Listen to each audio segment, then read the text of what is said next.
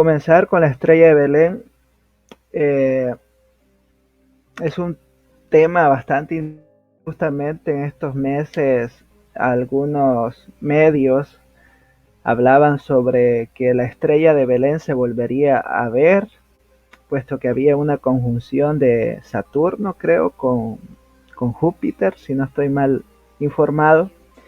Y decían que esta era la estrella de Belén, aquellos que los magos vieron y que les sirvió para reconocer que Jesús había nacido.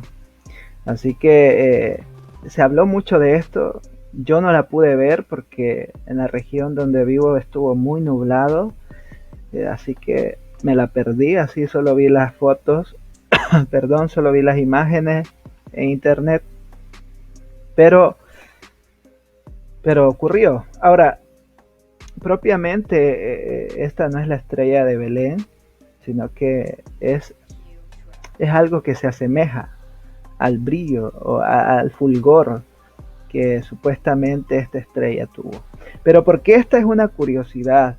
Bueno, es una curiosidad porque dentro del marco teológico o dentro del estudio exegético, algunos han creído de que en realidad no es una estrella.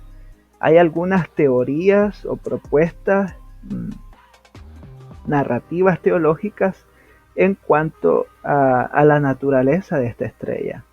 Las escrituras propiamente dicen que los magos dijeron lo siguiente: ¿dónde está el rey de los judíos? Cuando se presentan delante de Herodes. ¿Dónde está el rey de los judíos que ha nacido? Porque su estrella hemos visto en el oriente y venimos a adorarle. En Mateo capítulo 2, versículo 2. Así que aquí quiero citar a Michael Wilkins en su comentario sobre Mateo de la serie el comentario de aplicación de la nueva versión internacional.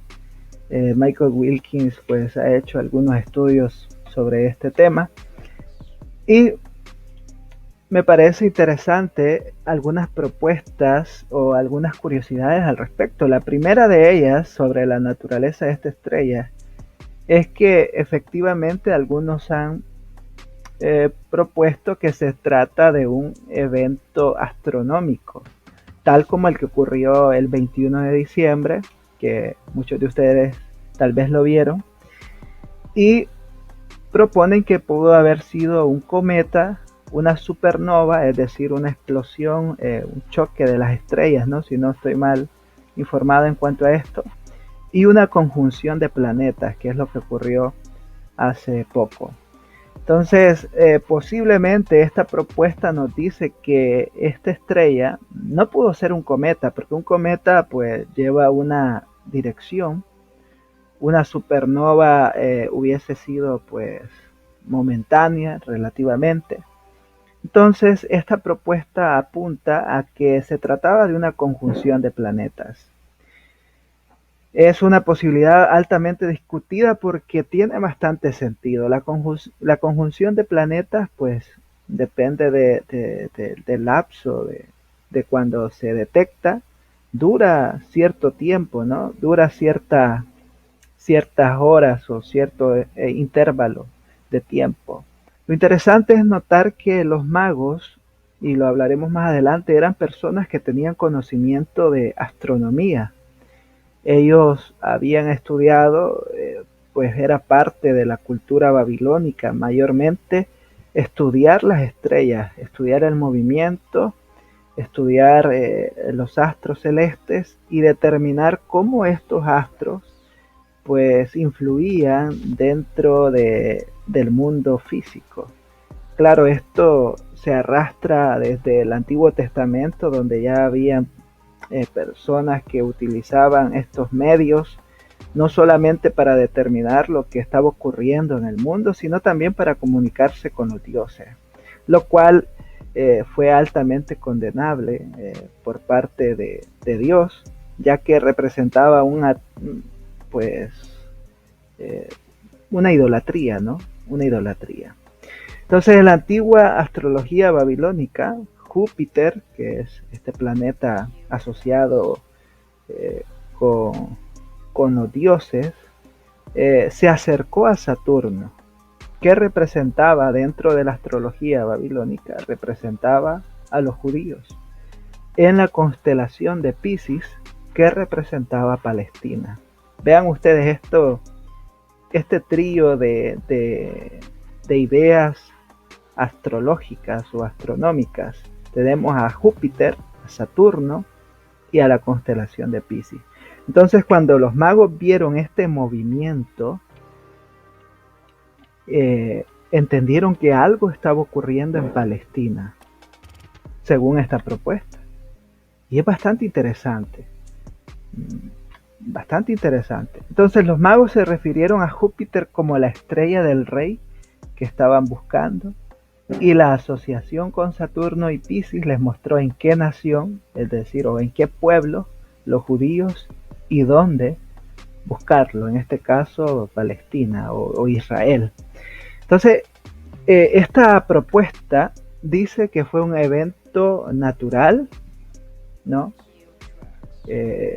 Donde estos magos interpretaron bajo su conocimiento astrológico que algo estaba ocurriendo en Israel, y precisamente relacionado al rey de los judíos. Es una propuesta considerable, pero hay otras dos más que valdría la pena ver. Y dice Wilkins que hay otros que sugieren que la estrella fue un fenómeno astral sobrenatural. O sea que Dios puso una estrella ahí. Colocó una estrella y que es una estrella diferente en naturaleza a las demás estrellas que existen. Y es diferente porque esta estrella al parecer se mueve, al parecer aparece dentro de la narrativa, ¿no? Como que por momentos está, por momentos no está. Entonces, algunos sugieren que los magos vieron este fenómeno, esta estrella, pues interesante, y empezaron a hacer siempre sus trazos astrológicos para llegar a determinar dónde es que había nacido el rey. Bastante interesante esta propuesta, pero me parece, dentro de lo que se ha leído o dentro de lo que se propone, que es una tesis algo débil, ¿no? De que Dios cree una estrella, aunque claro, es posible, pero me parece no muy sólida. Y luego la tercera propuesta en cuanto a la naturaleza de la estrella de Belén es que se trataba de un ángel, es decir, era un ángel el que estaba, pues, o el que vieron los magos en este caso, y que fue un ángel que fue enviado a los magos para anunciar el nacimiento de Jesús y guiarlos a él. Y se propone que los ángeles buenos se conocen comúnmente como estrellas. Por ejemplo, Job 38:7. Voy a leer ese texto para que tener un poco de trasfondo, ¿verdad? Lo voy a buscar acá. 38:7. Dice: cuando alaban todas las estrellas del alba y se regocijaban todos los hijos de Dios. Recordemos que dentro del texto, aunque esto nos va a llevar a algo más profundo, ¿no?